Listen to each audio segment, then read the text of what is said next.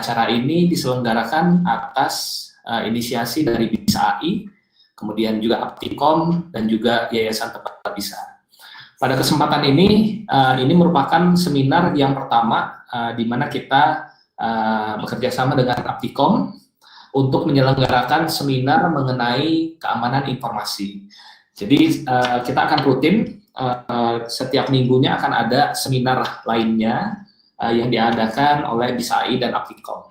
Pada kesempatan ini kita telah kehadiran narasumber. Yang pertama adalah Ibu Yuli, dosen tetap dari Universitas Widyatama Bandung dan founder dari seahawksanalyzer.com. Topik pada hari ini adalah membahas mengenai hoax detection dan machine learning. Oke, Baik, Yuliani ya Bu ya. Itu singkatan dari nama saya. Oke. Jadi Syarifah Yuliani. Kenalan. Ya baik, terima kasih Bu atas koreksinya. Ya, kita sapa dulu Bapak Ibu semua yang telah hadir pada hari ini, ada di Bisa Tampil dan juga di YouTube. Ya, jadi kita ada 2 channel pada hari ini. Mungkin Bu Yuli sebelum kita mulai sedikit informasi ya mengenai event ini.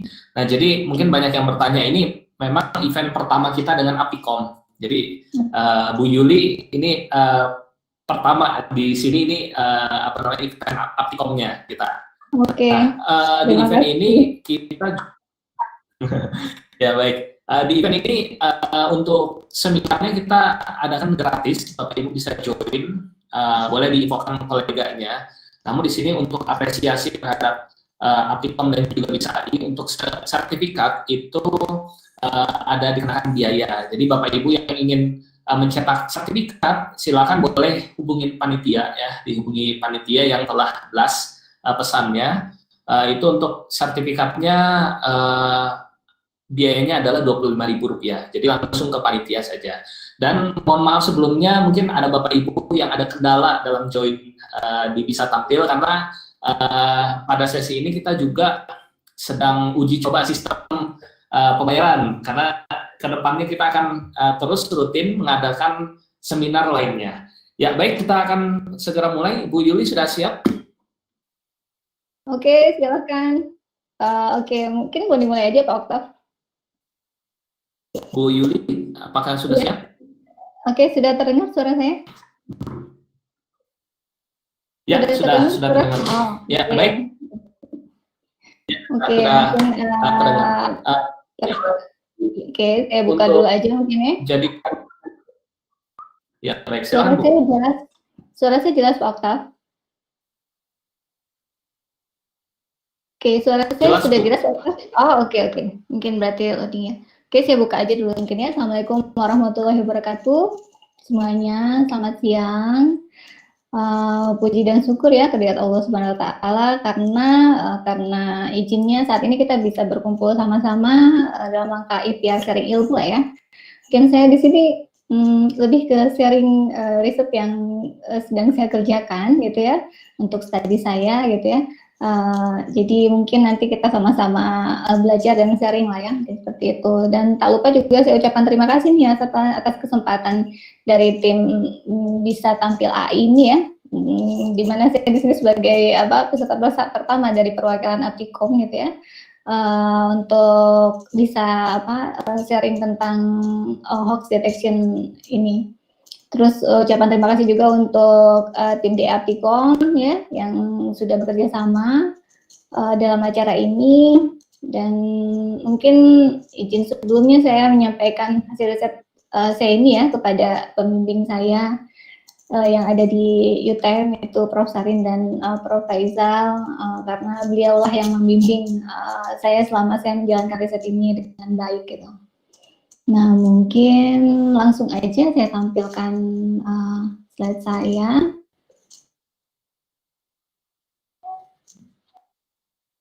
Oke, mantap ya.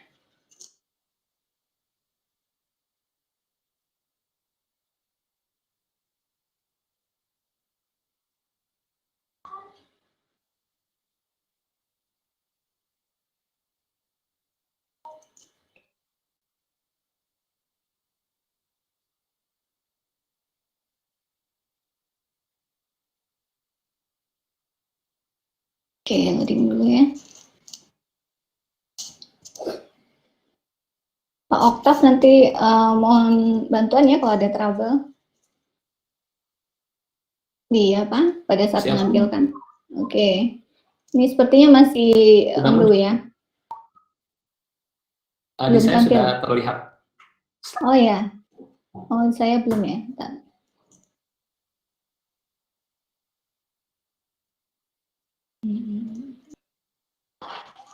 Ini sudah terlihat, Pak?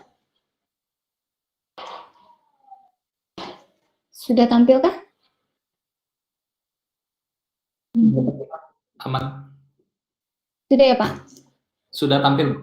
Ya. Oh, oke. Oke, selamat siang semuanya ya. Mungkin siang ini saya sedikit sharing tentang riset deteksi hoax untuk berita hoax ya. Ini kebetulan riset dari hasil studi PhD saya di UTM Malaysia, Malaka. Dan mungkin ada tambahan juga, ini request mungkinnya dari Pak Oktav ini tentang ethical internet dan hate speech. Ini sedikit aja kulitnya yang saya bahas mungkin, dan nanti berikutnya Pak Oktav akan memperdalam tentang machine learning-nya. Begitu ya Pak Oktav ya?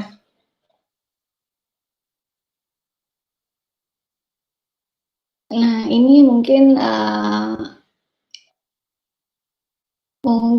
biodata saya tadi sudah dibacakan oleh Pak Oktav sendiri. Ini hasil riset ya. Hasil riset berdasarkan laporan terbaru yang saya ambil dari WR Sosial. Ini pada tahun 2020 ya, bahwa sekitar 175,4 juta pengguna internet di Indonesia ya. Ini naik dibanding tahun sebelumnya, itu kenaikan sekitar 17% ya, dan atau 25 juta pengguna internet di negeri kita ini ya. Nah, dari berdasarkan total populasi Indonesia yang berjumlah 272,1 juta jiwa ini, maka artinya 64%, setengah penduduk Indonesia itu udah merasakan atau akses ke dunia internet atau dunia maya biasanya kenal, gitu ya. Nah, ini juga sama menjadi salah satu acuan kenapa internet ini sendiri harus menjadi fokus kita dari sisi keamanannya, dari sisi penggunaannya, etikanya, mungkin seperti itu ya. Karena lihat begitu terus meningkat penggunaan internet di Indonesia di sini. Nah, ini mungkin pertama saya sedikit bahas tentang ethical internet itu sendiri ya. Etika internet. Kalau bicara tentang etika internet, kita bicara tentang habit, etika. Etik itu ya pada tahu semua ya, adat gitu ya, kebiasaan, habit gitu, custom gitu ya, kebiasaan yang kita kerjakan setiap hari gitu ya, seperti itu. Jadi, dan internet itu ya berarti semua jaringan yang terhubung antar satu komputer di seluruh dunia gitu ya, dengan penghubung ISP-nya itu sendiri, itu adalah internet. Jadi kalau digabungkan keseluruhan etika internet itu sendiri, ini adalah salah satu kebiasaan kita atau bagaimana cara kita bersosialisasi di media internet gitu ya, dengan aturan dan rules, aturan atau rules-nya. Nah, kalau misalnya kita menggunakan internet gitu ya, jadi kita harus sadar bahwa kita itu berinteraksi dengan banyak orang di seluruh dunia, interaksi dengan manusia juga, bahwa jangan lupa orang yang membuat posting, membuat komen itu benar-benar ada manusianya gitu ya, jadi yang memiliki perasaan juga, memiliki hati juga gitu ya, mempunyai pikiran juga, jadi ada beberapa yang pertama itu yang harus kita pikirkan, yaitu kita jangan terlalu percaya dengan apapun yang ada di internet, karena dia berbentuk maya, tidak terlihat, dan ini salah satu yang harus bisa kita konfirmasi dulu apapun yang bisa kita dapat atau kita baca di internet. Amankan diri ya, amankan diri di sini dalam artian amankan dulu diri kita ya di sini ya, amankan semua properti kita gitu ya, dari semua yang kita upload, dari semua yang kita pasang gitu, kita amankan, bisa pakai antivirus, bisa pakai firewall gitu ya, dan ini bisa kita jaga juga untuk keamanan data kita sendiri. Nah, terus di sini saya kategorikan untuk etika internet itu sendiri ya. Ini yang kita perlukan itu kita tidak membagikan atau mengcopy karya orang lain tanpa kita menyatakan source-nya, atau tidak melakukan plagiat. Terus kita juga tidak ada flaming, ada trolling, ada junking gitu ya. Sini yang bagian ketiga ini yaitu salah satu etika bahwa kita tidak memanas-manasi gitu ya. Juga tidak men-share hal yang tidak penting gitu di internet. Ini juga salah satu yang bisa kita terapkan atau bisa kita kenali gitu ya, untuk kita bisa melanjutkan beretika di internet. Nah, di sini ada yang biasa mungkin udah pada kenal ya, disebut dengan etika dengan menggunakan internet atau etiket atau network etiket. Ini etika berkomunikasi dalam penggunaan internet atau aturan, kebiasaan, etika, etiket yang berlaku pada saat kita beraksi internet. Ini saya dapat dua ya tentang etiket ini, ada one to one, ada one to many. One to one itu komunikasi antar individu face to face, misalnya kita jawab pribadi, personal chat gitu ya, email gitu. Ini bagian dari one to one communicate. Ada etiket yang kategorinya one to many. One to many ini gimana cara kita berhubungan atau berkomunikasi di dunia maya dengan banyak orang di grup, misalnya milis, ada grup WA, grup FB, Facebook ya, grup IG, ada juga live chat yang ada di YouTube sekarang itu juga lagi rame, itu tergolong dalam one to many. Nah, saya ambil juga cuplikan atau hasil riset dari Virginia C, ini 10 core rule of netiquette. Nah, ini ada 10, mungkin ini sedikit review aja ya, bahwa kita mengenali ada 10 aturan yang ada di internet itu sendiri, yaitu salah satunya ada kita harus paham bahwa kita memposting itu dibaca sama banyak orang gitu ya. Jadi remember the human, bahwa jangan lupa orang yang membaca postingan itu adalah manusia gitu ya. Manusia. Terus yang mana pulsa itu juga manusia itu juga punya perasaan, punya pikiran gitu ya. Jadi harapan postingan-postingan yang kita posting itu lebih baik yang bermanfaat, yang bisa menjadi ladang amal juga untuk kita gitu ya. Terus ada adhere to same standard of behavior. Ini lebih ke bagaimana standar pada saat kita beretika atau berkomunikasi di internet. Ini sama dengan etika komunikasi di dunia nyata ya. Jadi kita harus bisa menghargai pendapat orang lain, mendengarkan pendapat orang lain, tidak mengganggu dan melanggar hukum yang berkaitan. Itu ada design standard of behavior online gitu ya. Dan terus ada juga know where you are in cyberspace. Jadi kita harus tahu setiap situs atau forum online itu biasanya punya aturan main gitu ya. Ada suatu grup yang dimana dia tidak boleh misalnya nge-share untuk masalah tertentu, bisa politik, bisa agama gitu. Sesuaikan dengan topik yang kita share, sesuaikan dengan grup yang aturan grup yang ada gitu ya. Kalau misalnya di grup tersebut misalnya tidak boleh posting tentang periklanan, tentang misalnya acara-acara gitu ya yang menghasilkan value gitu ya, berarti kita harus atuhi, dan kalaupun memang related ya berarti kita minta izin lah ya, minta izin agar informasi yang akan kita posting itu bisa berikutnya bisa di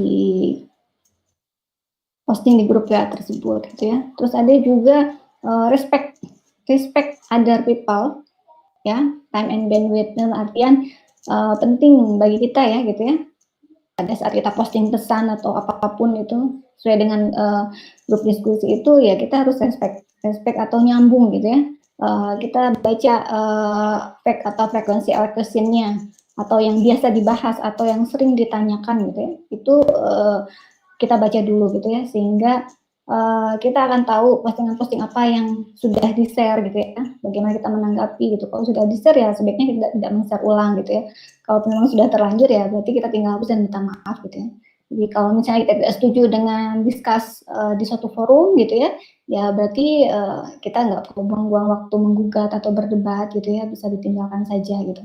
Ini salah satu respect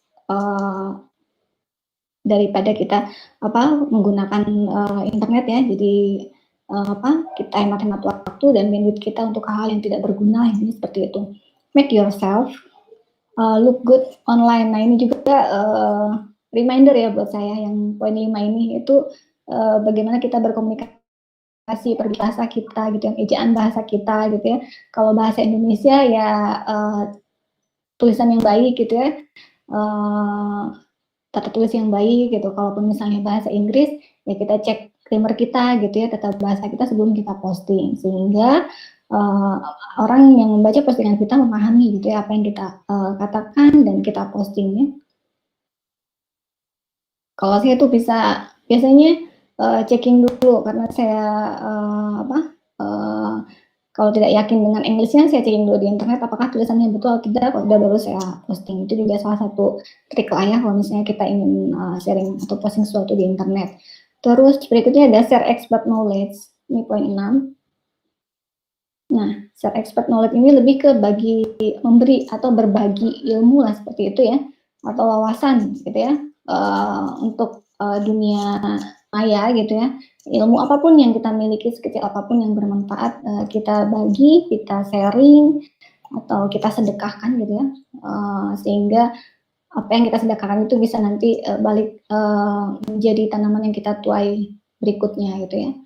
Jadi apapun yang kita ketahui, kalau misalnya ada pertanyaan ya kita bantu jawab. Berikutnya ada help keep flame wars under control. Kemudian kita bisa mengendalikan kondisi atau emosi kita pada saat kita tidak berkenan dengan suatu komen atau diskusi satu grup, ya boleh kita tinggalkan tadi, menghematkan waktu, menghemat bandwidth, tapi juga kita bisa menahan postingan atau komen-komenan yang bernada yang mungkin bisa mengganggu grup gitu ya, dimana menahan amarah bisa, kalau saya sih triknya bisa saya tinggalkan dulu, saya alihkan ke yang lain gitu ya, dan juga berikutnya mungkin besoknya baru saya baca kembali dan saya pikirkan kira-kira kita akan menjawab komennya itu seperti apa gitu, sehingga pada saat kita satu malam itu kita calling down, insya Allah besoknya itu mudah-mudahan kita mendapatkan solusi dari jawaban yang akan kita sharingkan seperti itu. Berikutnya ada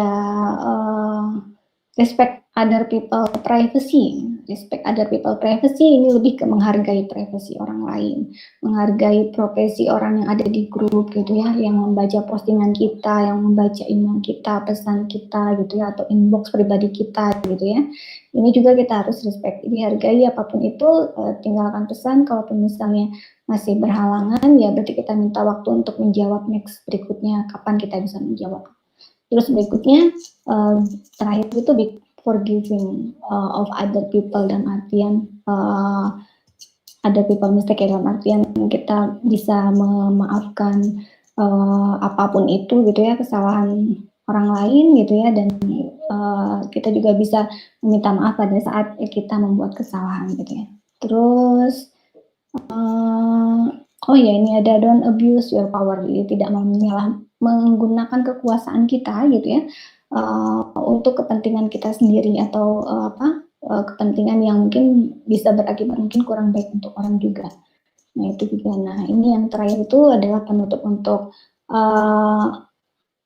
Netik ya, core of Netik dari video saya. Berikutnya saya masuk ke mungkin itu ya, yang berhubungan dengan yang ingin saya sharing di etika internet atau etika berinternet gitu ya. Jadi intinya sih kepatuhan atau pelanggaran atas netiquette ini akan menjadi cermin beradab atau tidaknya seseorang itu di dunia pada saat dia menggunakan internet gitu ya. Dan makin juga sekaligus cermin moralitas dan perilaku di dunia maya. Terus di sini kita bahas tentang hate speech. Ini juga sebenarnya satu penelitian tersendiri seharusnya, tapi saya buatkan atau saya resume aja sedikit tentang hate speech ya. Ini beberapa penelitian yang sebenarnya terkait hate speech, hoax, terus hate campaign, itu bagian dari riset yang bisa kita kerjakan secara bersamaan gitu ya. Mungkin saya ingin buat di sini tentang hate speech. Ini atau ujaran kebencian atau ucapan kebencian ini juga bagian dari keamanan yang harus kita jaga gitu ya. Dalam artian ketika kita berkomunikasi gitu ya, ketika kita berbicara dengan orang banyak gitu ya, ya hati-hati pada saat kita membuat komen gitu ya, atau membuat postingan gitu ya. Karena sedikit postingan yang mungkin kurang baik itu bisa bahasanya digoreng ya, atau dimanfaatkan untuk orang-orang yang berkepentingan gitu, sehingga pada konten ini ya berarti kita harus bisa menjaga agar perkataan speech kita itu ya tidak berisi tentang ujaran kebencian gitu ya. Jadi kalau saya sih punya acuan itu dari sisi agama saya gitu ya, bahwa diusahakanlah kita itu berusaha untuk berkata yang baik-baik saja kepada manusia itu. Jadi kalaupun ada yang merasa tidak baik, ditahan gitu ya, atau kita tahan dalam hati gitu ya, kita tunda gitu, karena yang baik itu baik untuk manusia, yang tidak baik kita tahan saja gitu. Itu ada di surat Al-Baqarah ayat 83, nanti berikutnya boleh lihat, tapi sedikit aja sih ini tambahan. Jadi hate speech. Jadi inilah tujuan untuk hate speech itu ya, berarti kita harus bisa berkata-kata yang baik kepada siapapun gitu. Nah, bagaimana sih kalau misalnya kita ingin berkata yang baik? Ya berarti kita harus mendengar sesuatu yang baik-baik, membaca sesuatu yang baik-baik gitu ya. Terus juga memasukkan nutrisi apapun ke dalam otak yang baik-baik, sehingga akan keluarlah speech yang baik-baik. Itu ada yang disebut dengan good speech atau free speech gitu ya, itu bagian dari keamanan juga. Jadi ya diusahakanlah untuk kita tidak menyebarkan kebencian atau hate speech, atau biasanya ada yang disebut dengan netizen itu ya, atau netizen yang misalnya biasa suka berkata yang tidak baik. Nah, ini bentuknya seperti apa hate speech? Ini ada provokasi, itu bagian dari hate speech juga gitu ya, memprovokasi, memanas-manasi gitu ya, melakukan penghinaan baik dari sisi warna kulit, ras, suku, gender, etnis gitu ya, agama gitu. Ini bagian dari hate speech. Penghasutan juga sama gitu ya, sama pencemaran nama baik, ini bagian dari hate speech. Hate speech ini juga ada aturan hukumnya ya, sehingga kita harus hati-hati di sini. Ada beberapa pasal atau ayat yang bisa menjerat kita kalau kita melakukan ujaran kebencian. Contohnya banyak ya di internet. Yang terakhir itu mungkin yang paling booming itu adalah mungkin salah satu artis kita ya yang terkena pasal hate speech ini, sehingga dia di penjara dan sekarang sudah keluar lagi dan bisa menikmati lagi musiknya, yaitu contoh. Jadi ada beberapa pasal yang saya ambil ini dari salah satu acuan ya. Saya lupa acuan itu saya inputkan di sini, dan juga ada dari sisi hadis yang saya ucapkan tadi. Jadi ucapkan kata-kata yang baik kepada manusia. Jadi ini pasal-pasal ini bisa jadi acuan buat kita untuk kita menahan perkataan-perkataan yang tidak baik. Jadi apapun itu, mau di dunia nyata, mau di dunia maya, tahanlah kata-kata yang tidak baik, sehingga yang keluar dari tulisan kita, komen kita, postingan kita itu sebaiknya yang baik-baik saja, sehingga tidak mengganggu orang lain. Nah, ini ada beberapa fenomena gitu ya, fenomena media sosial lah ya, internet sebenarnya. Tapi karena kita bicara tentang hate speech, jadi saya inputkan di sini fenomena yang terkait dengan hate speech lah. Saya ada beberapa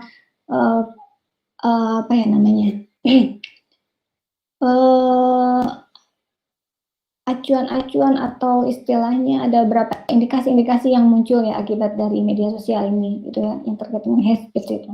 Ini saya bagi ada fear of missing out, ada confirmation bias, ada filter bubbles, ada critically encounter narrative content. Nah, apakah ini gitu ya, mungkin sebagian teman-teman ada yang pada tahu juga fenomena ini. Jadi kecenderungan orang itu ingin selalu update gitu. Kecenderungan orang ketakutan ketinggalan hal yang baru, sehingga dia nanti bisa ditertawakan sama teman-temannya gitu ya, atau dianggap tidak update gitu ya.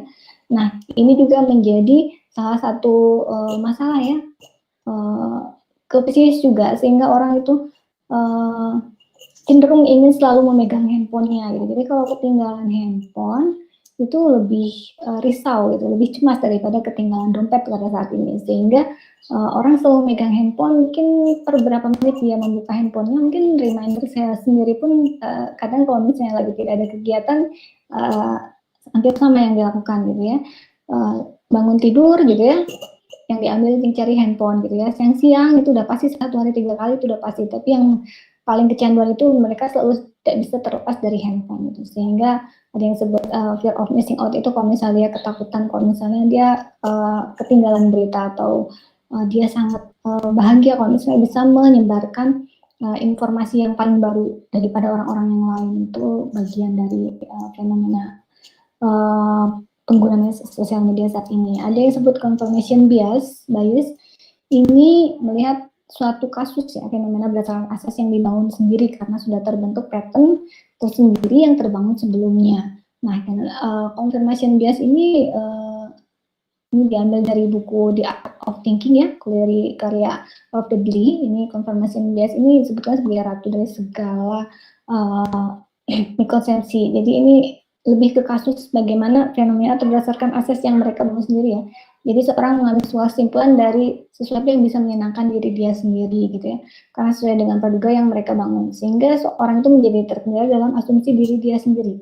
Yang orang lain salah, dia sendiri paling benar gitu ya. Ini bahaya juga karena pengguna media itu tidak bisa mencium kebaikan dari rival mereka karena seolah tidak beri misalnya like gitu ya.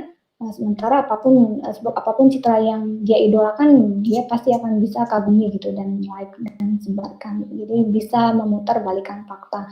Ini confirmation bias. Jadi hal seperti ini ya bisa menjadi salah satu yang merugikan kalau misalnya kita tidak bisa mencek atau merecek data yang sebenarnya. Ada disebut dengan filter bubble. Filter bubble ini kondisi di mana apa yang kita like, apa yang kita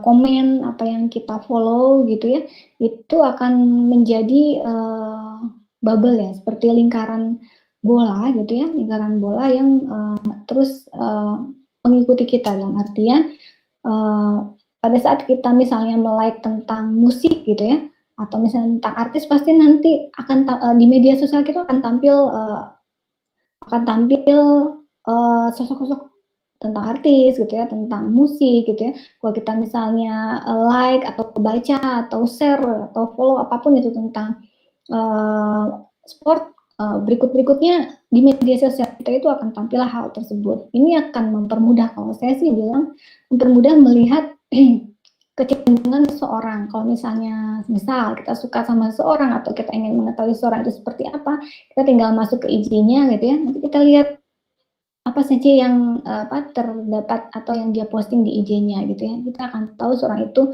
dia menyukai apa, dia interest pada apa, dia expert pada apa, itu dari filter bubbles yang secara tidak langsung algoritma yang ada di dalam media sosial itu sendiri sudah membentuk kegiatan yang atau mengintai kegiatan yang kita lakukan, histori yang kita lakukan di media sosial.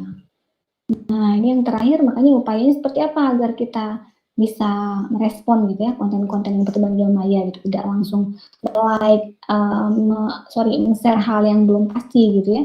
Ini dikategorikan kepada triple C ya, critically on counter narrative content. Ini gimana cara kita agar lebih cerdas, lebih kritis, jeli gitu ya, kreatif dalam membaca atau merespon konten yang bertebaran di dunia maya. Menahan jempol dan meletakkan kata-kata yang baik gitu ya, di mana kata-kata tersebut itu akan kekal di kolom komentar yang kita simpan. Walaupun ada beberapa konten yang sekarang itu bisa dihapus ya, komen-komennya itu mungkin lebih menyelamatkan daripada dulu itu kita tidak bisa menghapus. Nah, mungkin ini dua bahasan di awal mungkin ya, kulit-kulit yang ingin saya share. Nah, berikutnya mungkin kita sebelum masuk ke challenge hoax itu sendiri ya, ini sudah sempat beberapa kali saya buatkan atau seminarkan di acara, ada beberapa acara, mungkin akan saya combine sedikit dengan materi hari ini. Dan challenge kita pada saat ini adalah berita yang, kalau tadi berita yang ujaran kebencian ya, yang tidak baik, kalau ini berita yang tidak benar gitu ya, atau berita palsu beritanya, atau yang tidak benar atau biasa dengan hoax. Ini kita harus bisa mengidentifikasi ya, di mana dalam aturan agama gitu ya, saya di Islam itu bahwa kita itu tidak boleh mencampurkan hak yang benar dan yang batil gitu ya, sehingga mencampur adukan yang hak dengan yang batil, dan tidak bisa kita menyembunyikan sesuatu yang hak itu padahal kita tahu gitu. Jadi sebaiknya kita menyebarkan yang benar saja, tidak menyebarkan kebohongan seperti itu. Nah, ini secara definisi mungkin ya, saya ambil dari beberapa reference gitu ya, ada Wikipedia, ada beberapa reference paper gitu ya, sehingga saya simpulkan bahwa hoax itu adalah berita bohong yang dibuat untuk kepentingan pribadi atau golongan, di mana berita-berita hoax itu bisa meresahkan dan menyesatkan bagi pembacanya. Dan yang keduanya itu ada berita hoax adalah berita yang dibuat seolah-olah benar, padahal sesungguhnya tidak benar. Nah, ini. Oke, sedikit akan saya putarkan salah satu video ya tentang berita hoax. Ada nggak ya? Sini saya simpan di sini kalau nggak salah. Nah, ini. Kita nonton dulu sebentar ya untuk berita hoax itu sendiri. Ini saya ambil dari mengakses berita YouTube melalui media sosial merupakan salah satu rutinitas biar kita tahu ini apa yang maksud dengan Tapi, tahukah Anda hoax akan itu sendiri? maraknya berita yang tidak pasti kebenarannya atau berita hoax? Makanya, kita harus sangat berhati-hati karena bisa saja berita tersebut salah. Berita di media sosial bisa dibilang seperti saya surat ambil kabar dari kilat yang YouTube-nya, menyebar dengan sangat cepat ke belahan SMR dunia manapun. Saya Dalam sudah hal izin untuk ini, menggunakan video Indonesia ini. menjadi peringkat keempat dengan pengguna Facebook terbesar dan peringkat kelima dengan pengguna Twitter terbesar di dunia. Pengguna Facebook tersebut adalah 65 juta pengguna Facebook aktif, 33 juta pengguna aktif per harinya, 55 juta pengguna aktif melalui perangkat mobile yang mengakses tiap bulan, 28 juta pengguna aktif melalui perangkat mobile yang mengakses tiap hari. Untuk Twitter sendiri, angkanya adalah 19,5 juta pengguna di Indonesia dari total 500 juta pengguna di dunia. Banyak berita hoax tersebar di media sosial yang dipercaya oleh pembaca tanpa klarifikasi. Dan bahkan, banyak dari mereka yang turut serta menyebarkan berita tersebut. Apakah Anda salah satu dari mereka? Ada fakta menarik yang perlu Anda tahu. Sadarkah Anda akan dampak dari penyebaran berita hoax? Berikut adalah beberapa cara untuk mencegahnya. 1. Jangan mudah mengambil kesimpulan dari berita dengan judul provokatif. 2. Selalu baca dulu isinya. 3. Cermati alamat situs. 4. Periksa ulang bagaimana fakta sebenarnya. 5. Cek keaslian foto. 6. Diskusikan berita tersebut dengan orang lain yang tentunya memiliki sumber berita lain. Intinya, jangan mudah percaya. Mencari kebenaran itu penting sebelum Anda menyebarkan berita tersebut. Menurut The Washington Post mengenai berita hoax di media sosial, banyak orang sebenarnya tidak membaca konten yang mereka bagikan, mereka hanya membaca judulnya. Orang sering tidak mempertimbangkan legitimasi sumber berita. Makin sering orang melihat sebuah konten, makin mudah mereka mempercayainya. Maka, kita harus selalu konfirmasi ulang kebenaran berita. Ingat, berhati-hatilah dengan berita di media sosial. Klarifikasi dahulu sebelum menyebarkannya. Oke, klarifikasi dulu sebelum kita menyebarkannya, gitu ya. Nah, ini saya ambil dari beberapa aduan berita hoax ya. Yang terjadi ini yang terbaru ini, Juni dari tanggal 1 sampai 8 Juni 2020. Saya ambil dari situs Jabar Hoax ya.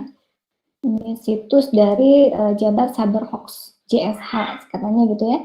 Ini adalah aduan berita tentang hoax di bulan Juni, di mana bisa dilihat di sini sampai ke infografis berita hoax bulan Mei dan Juni itu ada di rating 1.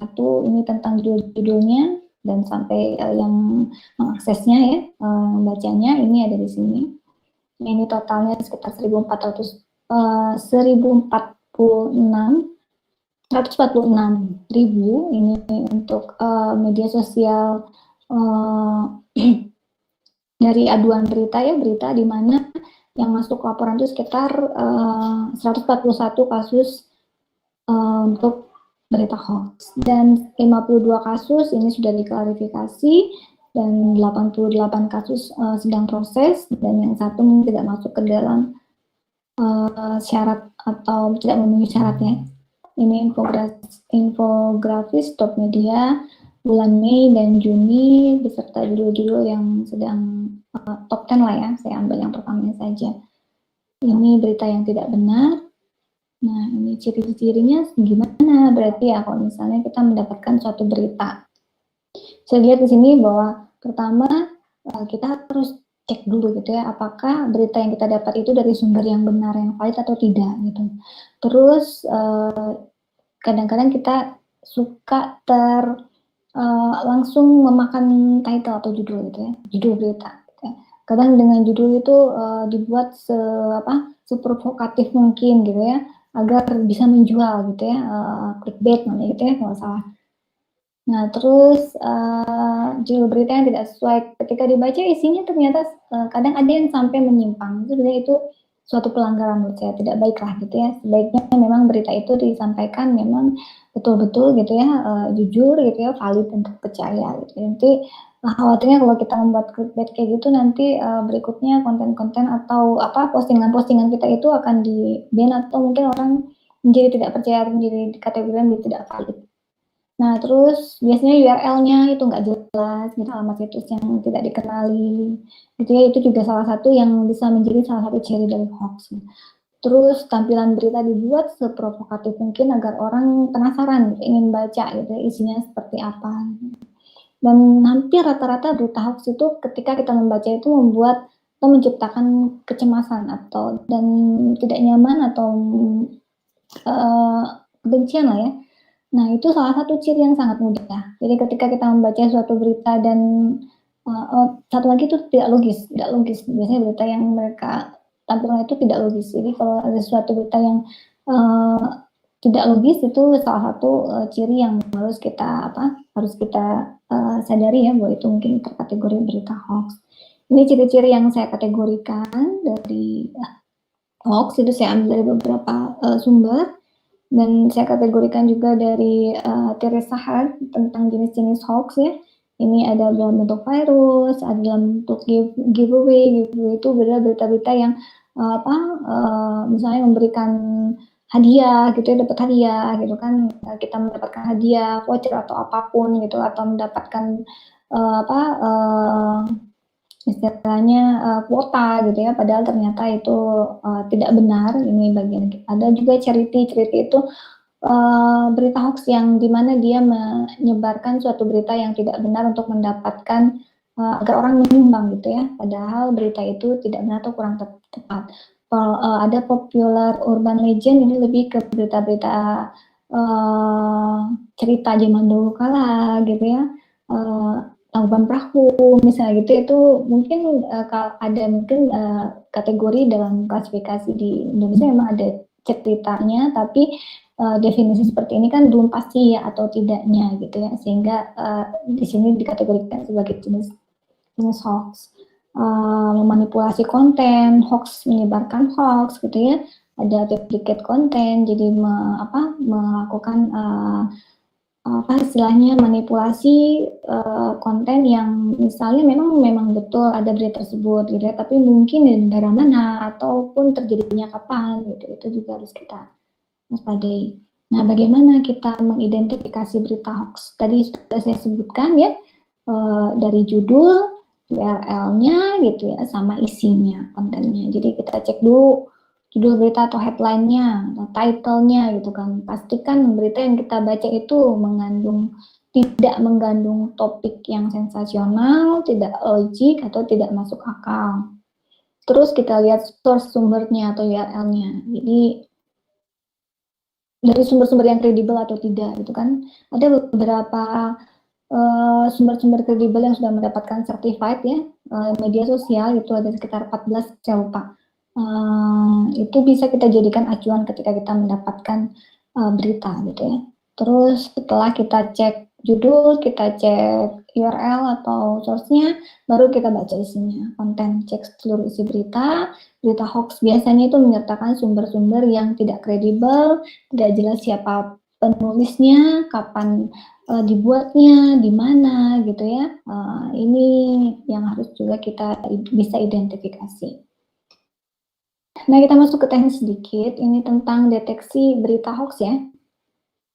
Nah, deteksi berita hoax di sini yang saya kerjakan gini, proses yang saya buat gitu, atau metodologi yang saya buat, urutan atau step gitu ya. Itu pertama saya membuat datasetnya dulu gitu, karena dataset berita hoax itu setahu saya yang valid, yang cocok dengan riset saya itu memang belum ada, sehingga saya membuat dataset berita hoax sendiri gitu ya. Seperti apa cara membuatnya? Itu dengan cara mengambil berita-berita hoax yang sudah publish dari tim cek fact ya, atau cek fakta gitu. Jadi cek fakta itu kan biasanya mereka menampilkan berita-berita hoax yang sudah dicek dan diberikan penjelasan. Nah, saya crawling berita dari cek fakta tersebut. Ada sekitar 10 web yang saya inputkan untuk saya ambil beritanya gitu ya. Berikutnya melakukan preprocessing dari dokumen teks menjadi item index untuk melakukan klasifikasi berita, apakah itu berita hoax, non hoax gitu ya, atau berita yang belum diketahui dia hoax atau tidak. Jadi saya lakukan klasifikasi berita tersebut ada hoax, tidak hoax, atau berita yang belum diketahui apakah dia hoax atau tidak hoax. Itu nanti menjadi acuan untuk kita menelusuri jika memang berita tersebut klasifikasi. Terus setelah itu yang terakhir dengan melakukan validasi data hoax, apakah memang betul berita hoax itu ada atau tidak. Nah, gimana caranya? Yaitu dengan melakukan perhitungan besarnya derajat kemiripan teksnya, berita dan query gitu ya. Nanti berikutnya hoax, nanti akan keluar berapa persen tingkat kemiripan berita tersebut dengan dataset yang ada gitu. Jadi saya testing menggunakan 5 algoritma similarity untuk mengetahui nilai similarity dari 5 algoritma yang terbaik itu yang mana, itu yang saya gunakan pada mesin saya.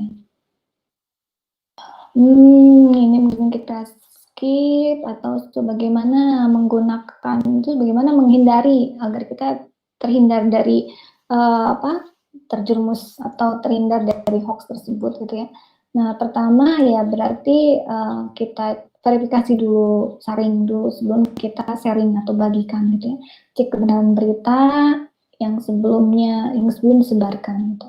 Terus kalau misalnya kita dapatkan foto, video gitu ya, kita cek keaslian foto dengan memanfaatkan ada Google Image ya di fasilitas Google itu dengan cara drag and drop ya ke Google Image, nanti dia akan keluarlah kemiripan foto-foto yang sudah kita upload tersebut URL-nya, nanti boleh dicek.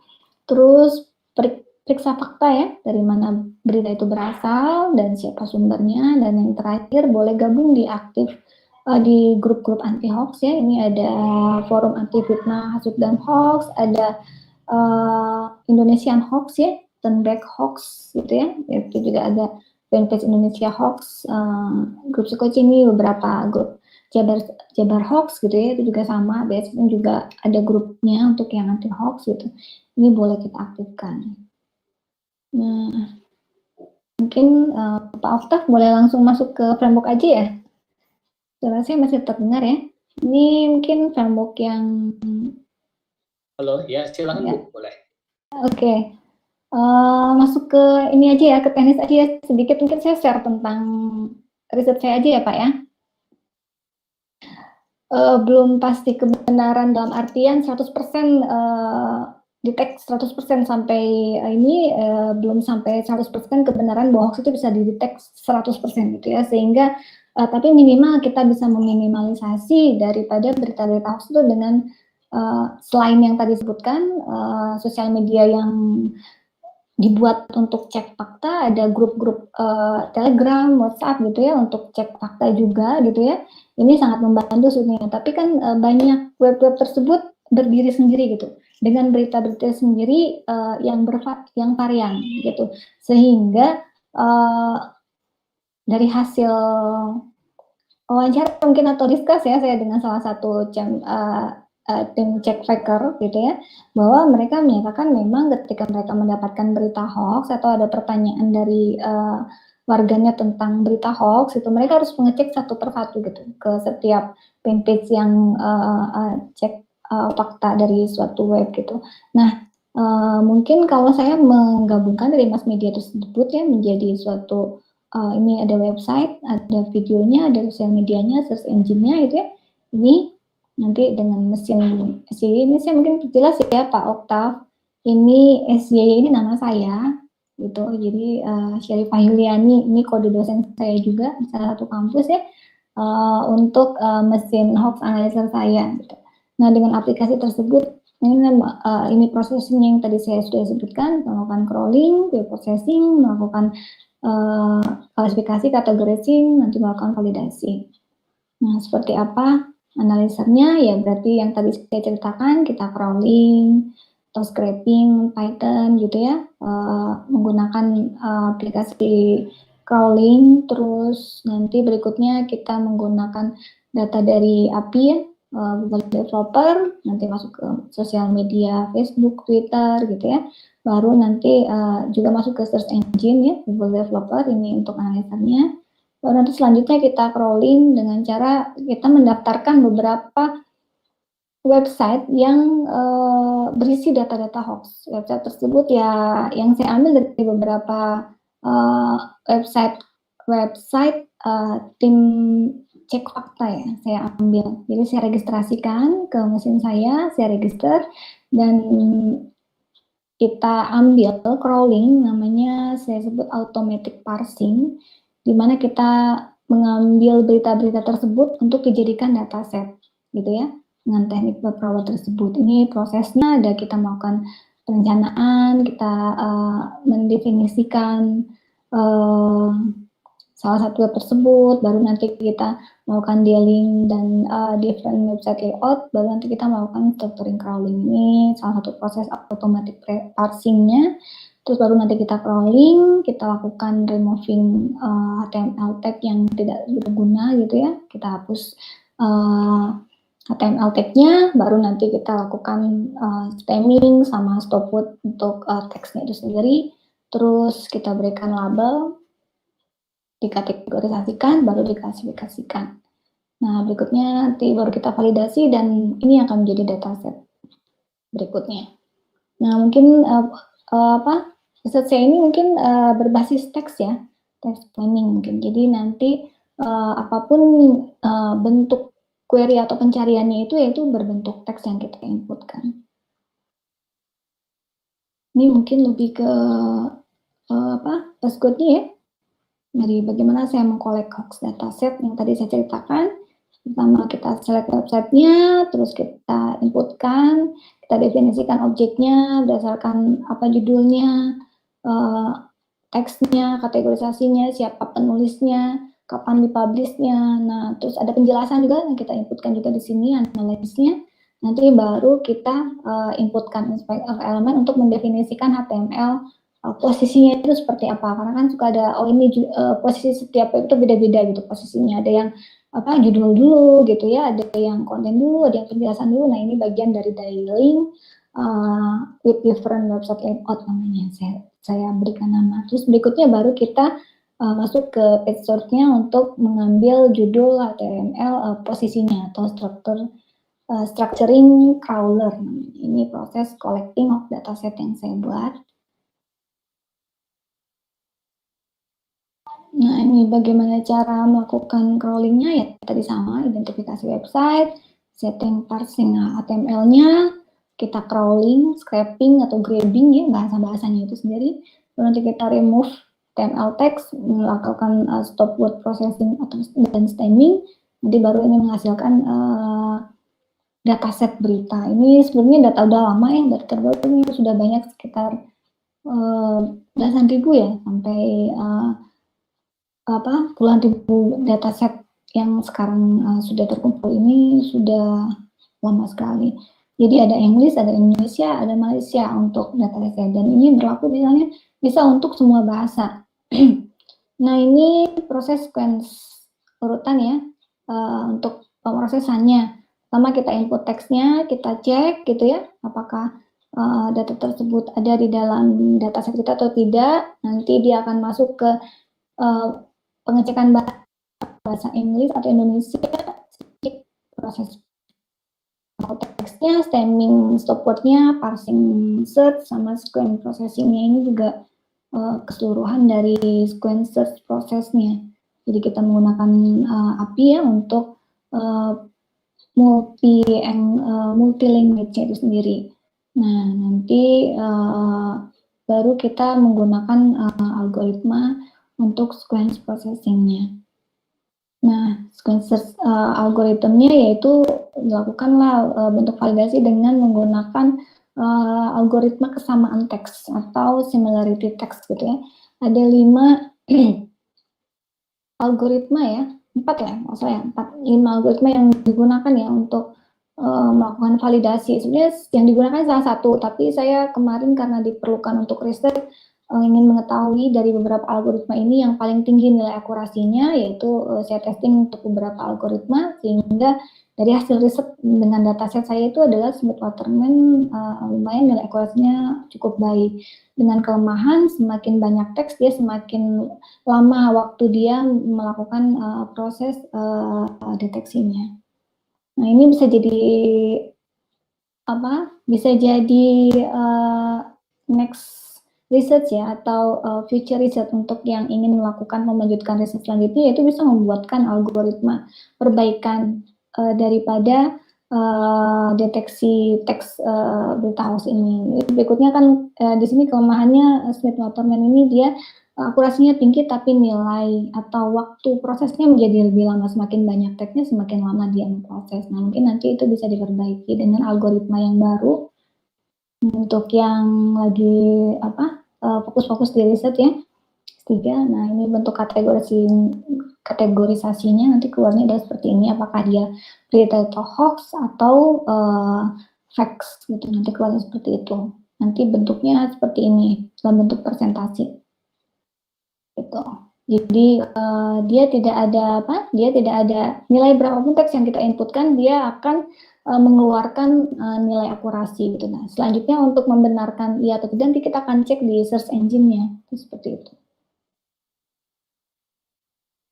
Nah, untuk data berita yang belum ada datasetnya di database saya, database mesin hoax-nya, yaitu kita masukkan ke dalam disebut uncategorized news. Jadi kalau misalnya belum ada, nah berikutnya kita kategorisasikanlah sendiri. Berarti mungkin belum ada yang melakukan checking fakta tersebut, cek fact tersebut, itu belum ada yang melakukan cek berita tersebut.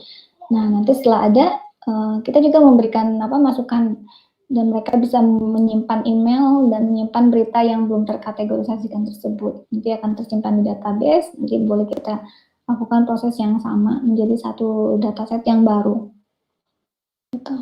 Nah, ini mungkin nextnya kita buatkan dashboard analitik tentang misalnya hoax top 10 gitu ya, hoax, berita hoax yang paling populer, berita hoax misalnya yang paling banyak disebarkan gitu ya, terus istilahnya tipe-tipe hoax seperti apa yang banyak disebarkan, itu ada dashboard berikutnya. Masih link kanvas lebih ke project bisnis projectnya itu sendiri ya, dimana pada saat kita membuat project ini ya berarti kita membuatkan kanvas tentang menganalisis masalahnya apa, bagaimana solusinya, apa unique value-nya gitu ya kalau kita membuatkan aplikasi tersebut. Terus unfar advance-nya gitu ya, apa yang kita sajikan dalam bentuk mobile apps kah atau misalnya web kah gitu ya. Siapa nanti penggunanya gitu ya, yang pasti masyarakat Indonesia, pemerintah, organisasi, masyarakat gitu ya, organisasi politik gitu kan. Nah, terus key metric-nya apa? Key metric itu yang menjadi keyword lah ya kalau saya bilang metric itu dataset-nya, search engine-nya, kurasinya, nah ini key metric untuk mesin si hoax analyzer ini. Terus channelnya ya bisa di sosial media, search engine, YouTube, ya, terus website, streamnya sama ini kita bahas karena belum masuk ke sana. Dan itu lebih ke value dari riset yang saya buat itu memang menggabungkan beberapa web lah ya, cek fakta menjadi satu tempat sehingga orang-orang nggak cari ke pembenaran berita itu ke setiap web, tapi dia bisa langsung cari di mesin ini, mesin deteksi ini. Nah ini next berikutnya bisa diterapkan di mobile apps ya, tapi sampai saat ini memang belum. Mungkin berikutnya harus kerjasama dengan Android developer gitu ya, yang bersedia mungkin join Mangga gitu ya di mobile apps kan. Nah mungkin selesai seperti itu Pak Oktav, lumayan 1 jam saya menyampaikan informasi tentang riset saya. Masih banyak kekurangan, perbaikan yang mungkin harus dilengkapi gitu ya.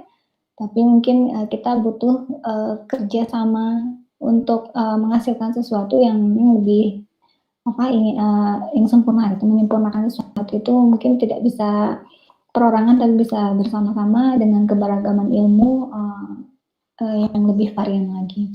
Mungkin sekian ya Pak Oktav, sedikit sharing dari saya.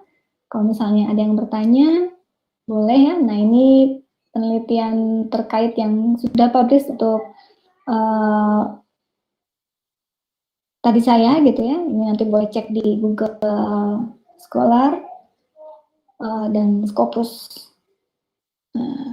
Ini mungkin kontak saya jika ada yang mau ditanyakan, silakan. Terima kasih Pak Oktav. Penjelasan dari saya kembalikan lagi kepada Pak Oktav mungkin ya untuk pembicaraan selanjutnya untuk dari sisi machine learning-nya. Baik, terima kasih Bu Yuli atas sharingnya, sangat menarik ya. Jadi mesin hoax ini nanti bisa diterapkan juga dalam bentuk API di mana beberapa provider berita mungkinnya bisa mengaksesnya gitu. Mungkin saat ini belum tersedia ya untuk di industri. Mungkin ini bisa jadi kontribusi yang nyata dari researcher agar industri bisa menggunakan mesin untuk pendeteksi hoax ya dan lain sebagainya. Seperti itu ya Bu Yuli. Ya, kebetulan saya sudah beberapa kali presentasi dengan badan otoritas negara ya, yang dimana mereka juga sudah saya presentasikan dan mereka sudah melihat mesin ini gitu ya. Ada beberapa memang mereka akan menggunakan atau mereka invite ke dalam website mereka gitu untuk memudahkan checking gitu, karena kebanyakan pada saat ini mereka melakukan kan manual ya, cek fakta itu mereka manual mendapatkan berita terus mereka lempar gitu ya ke tim checker gitu ya. Nanti berikutnya tim checker akan menganalisis di website gitu berita itu benar atau tidak segala macamnya gitu. Nah sebenarnya saya sangat tergantung sama tim cek fakta tersebut. Jadi saya melakukan collect data itu memang dari data yang memang sudah dicek ya Pak ya ke validannya. Nah itu yang menjadi dataset saya itu sebenarnya.